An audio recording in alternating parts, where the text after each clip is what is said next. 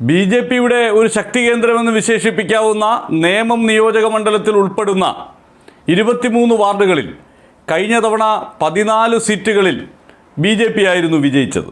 9 എണ്ണം LDFന് കിട്ടി. UDFന് സീറ്റൊന്നും കിട്ടിയില്ല. UDFൻ്റെ വളരെ ദയനീയമായൊരു പ്രകടനമായിരുന്നു അവിടെ നടന്നത്. അതിൽ വെള്ളാർ സീറ്റ് ബി.ജെ.പിയിൽ നിന്ന് പിന്നീട് ഉപതെരഞ്ഞെടുപ്പ് നടന്നപ്പോൾ LDF പിടിച്ചെടുക്കുകയും ചെയ്തു. അങ്ങനെ വരുമ്പോൾ 13-10 എന്നുള്ള നിലയിലേക്ക് മാറി.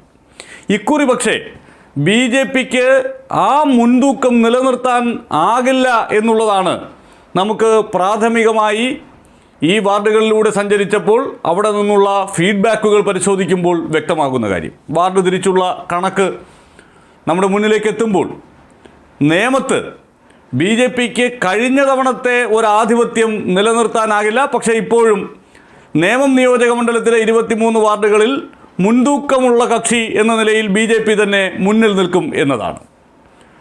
അവിടെ ഈ തിരുമല അനിലിൻ്റെ മരണം, ആനന്ദ് കെ തമ്പിയുടെ മരണം, ബി.ജെ.പി നേതൃത്വം നൽകുന്ന ചില സർവീസ് സഹകരണ ബാങ്കുകളിൽ ഉണ്ടായിട്ടുള്ള വിഷയങ്ങൾ, MS കുമാർ അടക്കമുള്ള ആളുകൾ ഉയർത്തിക്കാട്ടിയത് ഒക്കെ ചർച്ചയാകുന്ന ഒന്നാണ്.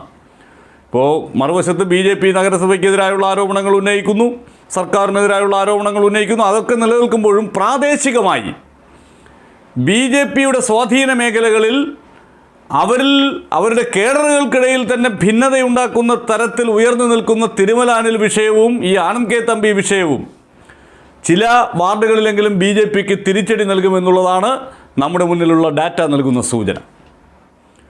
ഇപ്പോൾ ഈ നേമം നിയോജക മണ്ഡലം ആരംഭിക്കുന്ന തിരുമല, തൃക്കണ്ണാപുരം, പുന്നയ്ക്കാമുകൾ വാർഡുകൾ ഇതൊക്കെ ബി.ജെ.പി കഴിഞ്ഞ തവണ നേടിയ വാർഡുകളാണ്.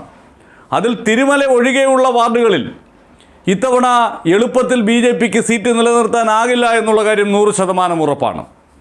നിലനിർത്താനാകില്ല എന്നുള്ളത് മാത്രമല്ല, ഒരു പക്ഷേ പരാജയപ്പെട്ടേക്കും എന്ന നിലയിലാണ് നമ്മുടെ മുന്നിലുള്ള വിവരങ്ങൾ സൂചിപ്പിക്കുന്നത്. സീറ്റുകളുടെ എണ്ണം പ്രത്യേകം തിരിച്ച് പറയാത്തത് കൊണ്ടാണ് അതിലേക്ക് വിശദമായി കിടക്കാത്തത്.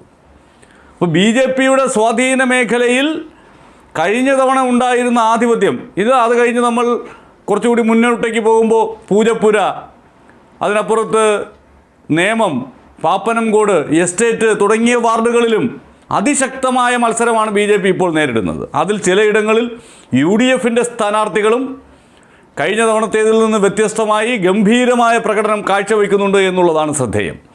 UDF കഴിഞ്ഞ തവണ നേമത്ത് അമ്പയെ പിന്നോട്ട് പോയതാണ് ബി.ജെ.പിക്ക് ഒരല്പം എഡ്ജ് നൽകിയ ഘടകം.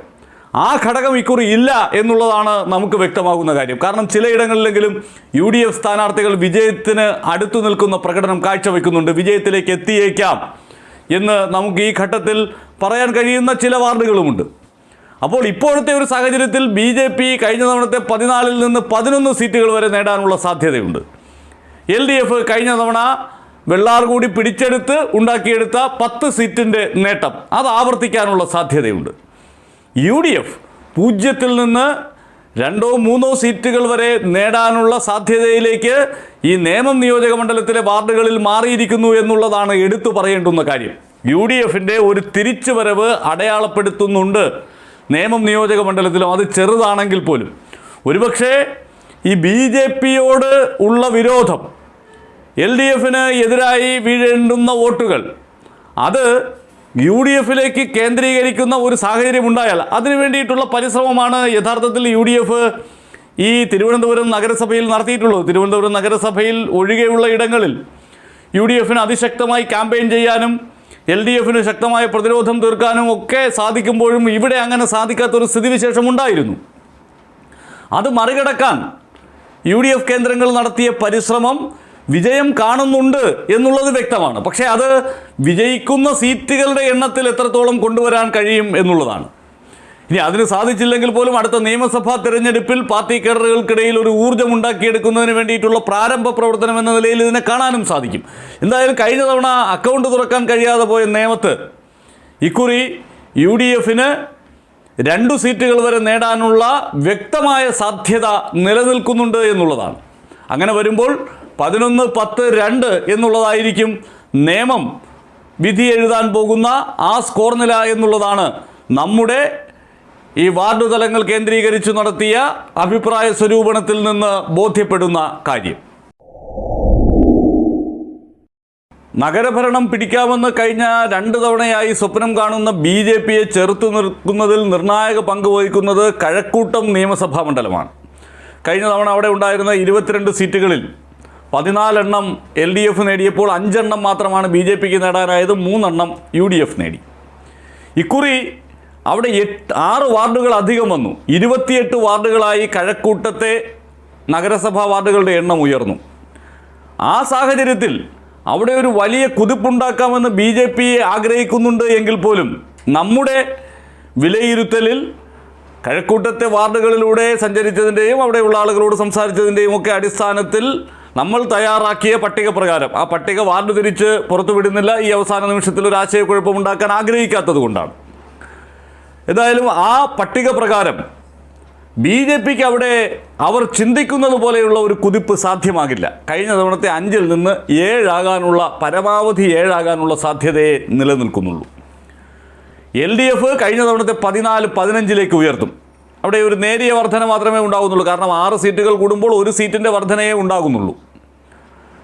UDF 3-ൽ നിന്ന് 5-ലേക്ക് ഉയരാനുള്ള സാധ്യതയുണ്ട്. കഴക്കൂട്ടം മണ്ഡലത്തിൽപ്പെടുന്ന 2 വാർഡുകളിൽ 2 റിബൽ സ്ഥാനാർത്ഥികൾ, ഉള്ളൂരിൽ LDFൻ്റെ റിബലും പൗണ്ട് കടവിൽ UDFൻ്റെ റിബലും ഒരു പക്ഷേ വലിയ ആവേശം നിറഞ്ഞ ഒരു പ്രചാരണം നടത്തിയതിൻ്റെ പശ്ചാത്തലത്തിൽ തന്നെ അവിടുത്തെ സാധാരണഗതിയിൽ ഉണ്ടായേക്കാമായിരുന്ന ഒരു റിസൾട്ടിനെ അട്ടിമറിക്കാൻ പോകുന്നവരാണ്.